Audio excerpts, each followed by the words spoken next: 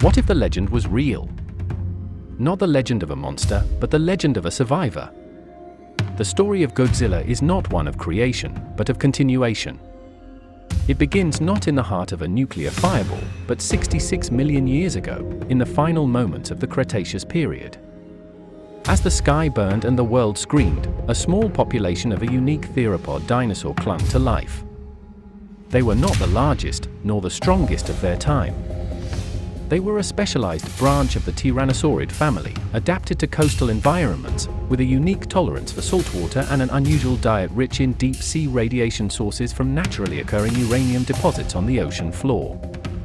While the heavens rained fire and the great dying commenced, these creatures took to the abyssal depths, their dense bone structure and efficient respiratory systems allowing them to retreat into a world shielded from the apocalypse above. This was their ark. A deep ocean trench, warmed by hydrothermal vents and steeped in geothermal and mineral radiation.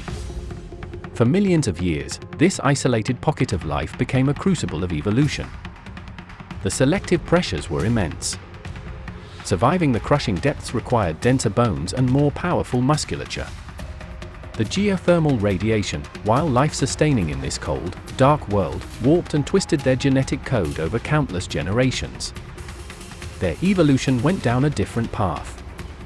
Size became their primary weapon and defense. With no terrestrial constraints, their bodies grew to unimaginable proportions, a slow, generational march towards gigantism. Their scales, once simple protection from the elements, began to fuse and thicken, incorporating metallic elements from the mineral-rich waters. They became a living armor, capable of withstanding the colossal pressures of the abyss. Their respiratory system evolved into something entirely new. It became a biological nuclear reactor. Specialized organs developed to process the intense radiation of their environment, storing it, metabolizing it, and using it to power their immense bodies. They were no longer simple flesh and blood. They were biomechanical engines, powered by the very forces that would have annihilated their ancestors. Their signature weapon, the atomic breath, was born not as an offensive measure, but as a thermoregulatory system.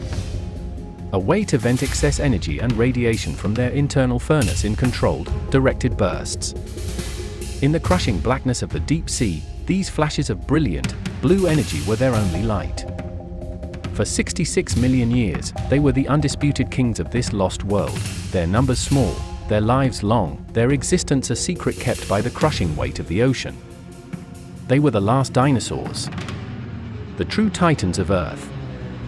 Then, in 1945, humanity split the atom. The world above, which had long forgotten them, suddenly announced its presence with a language they understood perfectly: radiation. The atomic tests of the mid-20th century were not a catalyst of creation. They were a dinner bell. A sudden, massive spike in the background radiation of the planet, a siren call to the last of the ancient dynasty. One of them, the largest and most powerful of the surviving population, was drawn from the depths. He was not a mutated iguana or a confused beast. He was an apex predator, an ancient king roused from his slumber by the scent of a new, potent food source. When he first surfaced, breaking through the waves and revealing himself to a terrified humanity, he was not attacking. He was investigating. The world he found was alien to him. The air was thin, the gravity felt weak, and the structures of humanity were fragile and insignificant. The radiation he was drawn to was potent, far more concentrated than the geothermal vents of his home. He consumed the energy from the crippled reactors, his body absorbing the nuclear fallout not as a poison, but as sustenance. This supercharged his internal reactor, pushing his biological systems to an unprecedented peak. His size, already immense, swelled further. His armor became nearly impenetrable.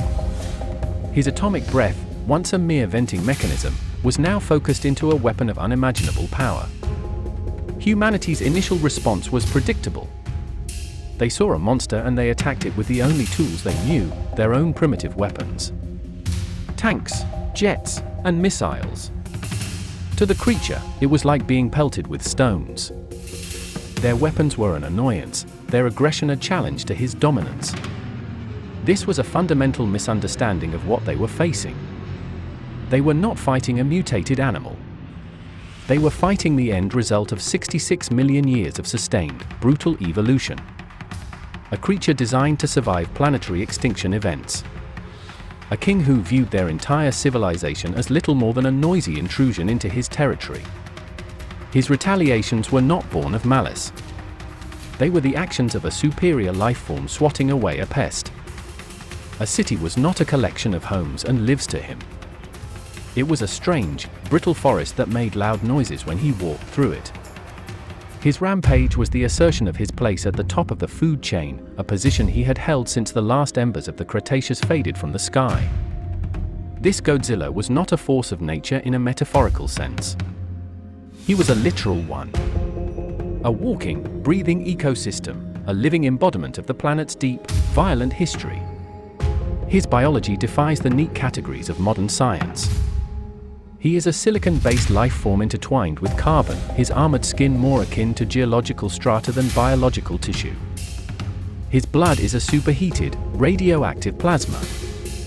He does not need to eat in the conventional sense, as his body is in a constant state of converting radiation directly into energy. He is, for all intents and purposes, immortal, his lifespan measured not in years, but in geological epochs. Understanding this creature requires us to abandon our human-centric view of life. He is not a monster to be slain.